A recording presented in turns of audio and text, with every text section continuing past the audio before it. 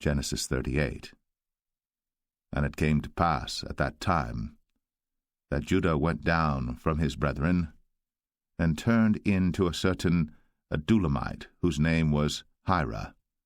And Judah saw there a daughter of a certain Canaanite, whose name was Shua. And he took her, and went in unto her. And she conceived, and bare a son. And he called his name Er. And she conceived again, and bare a son. And she called his name Onan. And she yet again conceived, and bare a son. And called his name Shelah. And he was at Chezib, when she bare him. And Judah took a wife for Er his firstborn, whose name was Tamar. And Er, Judah's firstborn, was wicked in the sight of the Lord, and the Lord slew him. And Judah said unto Onan, Go in unto thy brother's wife, and marry her, and raise up seed to thy brother. And Onan knew that the seed should not be his. And it came to pass, when he went in unto his brother's wife, that he spilled it on the ground, lest that he should give seed to his brother. And the thing which he did displeased the Lord, wherefore he slew him also. Then said Judah to Tamar his daughter-in-law, Remain a widow at thy father's house, till Shelah my son be grown. For he said, Lest peradventure he die also, as his brethren did. And Tamar went and dwelt in her father's house. And in process of time the daughter of Shua, Judah's wife, died. And Judah was comforted, and went up unto his sheep-shearers to Timnath, he and his friend Hira the Adulamite. And it was told Tamar, saying, Behold, thy father-in-law goeth up to Timnath to shear his sheep. And she put her widow's garments off from her, and covered her with a veil, and wrapped herself, and sat in an open place, which is by the way to Timnath. For she saw that Shelah was grown, and she was not given unto him to wife. When Judah saw her, he thought her to be an harlot, because she had covered her face. And he turned unto her by the way, and said, Go to, I pray thee, let me come in unto thee. For he knew not that she was his daughter-in-law. And she said, What wilt thou give me, that thou mayest come in unto me? And he said, I will send thee a kid from the flock. And she said, Wilt thou give me a pledge, till thou send it? And he said, What pledge shall I give thee? And she said, Thy signet, and thy bracelets, and thy staff that is in thine hand. And he gave it her, and came in unto her. And she conceived by him. And she arose and went away, and laid by her veil from her, and put on the garments of her widowhood. And Judah sent the kid by the hand of his friend the Adulamite, to receive his pledge from the woman's hand, but he found her not. Then he asked the men of that place, saying, Where is the harlot that was openly by the wayside? And they said, There was no harlot in this place. And he returned to Judah, and said, I cannot find her. And also the men of the place said that there was no harlot in this place. And Judah said, Let her take it to her, lest we be shamed. Behold, I sent this kid, and thou hast not found her. And it came to pass about 3 months after that it was told Judah, saying, Tamar, thy daughter-in-law, hath played the harlot, and also, behold, she is with child by whoredom. And Judah said, Bring her forth, and let her be burnt. When she was brought forth, she sent to her father-in-law, saying, By the man whose these are am I with child. And she said, Discern, I pray thee, whose are these? The signet, and bracelets, and staff. And Judah acknowledged them, and said, She hath been more righteous than I, because that I gave her not to Shelah my son. And he knew her again no more. And it came to pass in the time of her travail, that, behold, twins were in her womb.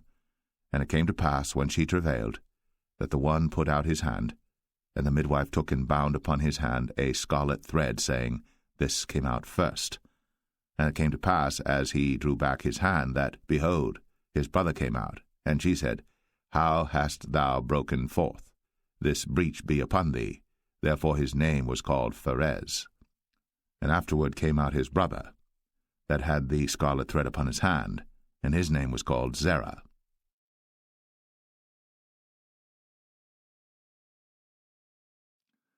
Genesis 39. And Joseph was brought down to Egypt, and Potiphar, an officer of Pharaoh, captain of the guard, an Egyptian, bought him of the hands of the Ishmaelites, which had brought him down thither. And the Lord was with Joseph, and he was a prosperous man, and he was in the house of his master the Egyptian. And his master saw that the Lord was with him, and that the Lord made all that he did to prosper in his hand. And Joseph found grace in his sight, and he served him, and he made him overseer over his house. And all that he had he put into his hand. And it came to pass from the time that he had made him overseer in his house, and over all that he had, that the Lord blessed the Egyptian's house for Joseph's sake. And the blessing of the Lord was upon all that he had in the house and in the field. And he left all that he had in Joseph's hand. And he knew not aught he had, save the bread which he did eat. And Joseph was a goodly person, and well favored. And it came to pass after these things, that his master's wife cast her eyes upon Joseph, and she said, Lie with me. But he refused, and said unto his master's wife, Behold, my master wotteth not what is with me in the house, and he hath committed all that he hath to my hand. There is none greater in this house than I, neither hath he kept back anything from me but thee, because thou art his wife. How then can I do this great wickedness and sin against God? And it came to pass, as she spake to Joseph day by day, that he hearkened not unto her, to lie by her, or to be with her. And it came to pass about this time, that Joseph went into the house to do his business, and there was none of the men of the house there within. And she caught him by his garment, saying, Lie with me. And he left his garment in her hand, and fled, and got him out. And it came to pass, when she saw that he had left his garment in her hand, and was fled forth, that she called unto the men of her house, and spake unto them, saying, See, he hath brought in an Hebrew unto us to mock us. He came in unto me to lie with me, and I cried with a loud voice. And it came to pass, when he heard that I lifted up my voice and cried, that he left his garment with me, and fled, and got him out. And she laid up his garment by her, until his lord came home. And she spake unto him according to these words, saying, The Hebrew servant which thou hast brought unto us came in unto me to mock me. And it came to pass, as I lifted up my voice and cried, that he left his garment with me, and fled out. And it came to pass, when his master heard the words of his wife, which she spake unto him, saying, After this manner did thy servant to me, that his wrath was kindled. And Joseph's master took him, and put him into the prison, a place where the king's prisoners were bound. And he was there in the prison. But the Lord was with Joseph, and showed him mercy, and gave him favor in the sight of the keeper of the prison. And the keeper of the prison committed to Joseph's hand all the prisoners that were in the prison. And whatsoever they did there, he was the doer of it. The keeper of the prison looked not to anything that was under his hand, because the Lord was with him. And that which he did, the Lord made it to prosper.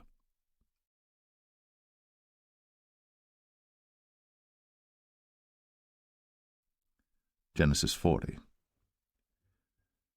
And it came to pass, after these things, that the butler of the king of Egypt and his baker had offended their lord the king of Egypt. And Pharaoh was wroth against two of his officers, against the chief of the butlers and against the chief of the bakers. And he put them in ward in the house of the captain of the guard into the prison, the place where Joseph was bound. And the captain of the guard charged Joseph with them, and he served them. And they continued a season in ward. And they dreamed a dream, both of them, each man his dream in one night, each man according to the interpretation of his dream, the butler and the baker of the king of Egypt, which were bound in the prison. And Joseph came in unto them in the morning, and looked upon them, and behold, they were sad. And he asked Pharaoh's officers that were with him in the ward of his lord's house, saying, Wherefore look ye so sadly today? And they said unto him, We have dreamed a dream, and there is no interpreter of it. And Joseph said unto them, Do not interpretations belong to God? Tell me them, I pray you. And the chief butler told his dream to Joseph, and said to him, In my dream, behold, a vine was before me, and in the vine were 3 branches, and it was as though it budded, and her blossoms shot forth, and the clusters thereof brought forth ripe grapes.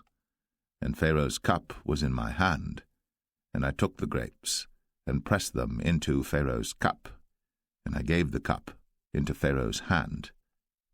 And Joseph said unto him, This is the interpretation of it. The 3 branches are 3 days. Yet within 3 days shall Pharaoh lift up thine head, and restore thee unto thy place, and thou shalt deliver Pharaoh's cup into his hand, after the former manner when thou wast his butler. But think on me when it shall be well with thee, and show kindness, I pray thee, unto me, and make mention of me unto Pharaoh, and bring me out of this house. For indeed I was stolen away out of the land of the Hebrews, and here also have I done nothing that they should put me into the dungeon.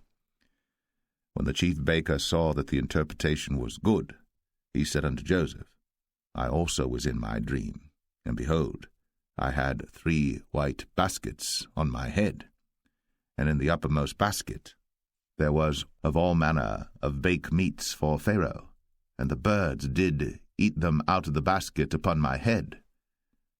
And Joseph answered and said, This is the interpretation thereof. The 3 baskets are 3 days, yet within 3 days shall Pharaoh lift up thy head from off thee, and shall hang thee on a tree, and the birds shall eat thy flesh from off thee. And it came to pass, the 3rd day, which was Pharaoh's birthday, that he made a feast unto all his servants, and he lifted up the head of the chief butler and of the chief baker among his servants. And he restored the chief butler unto his butlership again, and he gave the cup into Pharaoh's hand. But he hanged the chief baker, as Joseph had interpreted to them. Yet did not the chief butler remember Joseph, but forgat him.